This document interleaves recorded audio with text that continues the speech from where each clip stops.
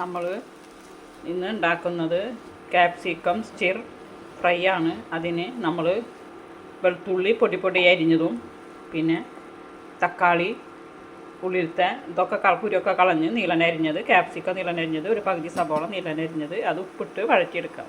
നമ്മളെ capsicum stir fry പിന്നെ capsicum നീളത്തിലരിഞ്ഞതും നമ്മൾ പകുതി സബോള, തക്കാളി ഒരെണ്ണം ഉള്ളിലത്തെ കാമ്പ് കളഞ്ഞ് നീളത്തിലരിഞ്ഞതും, പിന്നെ നമ്മളെ മുട്ട പുഴുങ്ങിയത് വെള്ളം ഉണ്ണി മാറ്റി വെള്ളം നീളത്തിലരിഞ്ഞതും നമുക്കൊന്ന് വഴറ്റി വന്നു. പകുതി വഴറ്റി വന്നപ്പോൾ നമ്മൾ അതിലേക്ക് കുറച്ച് കുരുമുളക് ചതച്ചത്, ഒരു 1/2 ടീസ്പൂൺ കുരുമുളക് ചതച്ചത്, 1 ടേബിൾ സ്പൂൺ ടൊമാറ്റോ സോസ്, പിന്നെ ആവശ്യത്തിന് ഉപ്പിട്ട് കൊടുത്തു.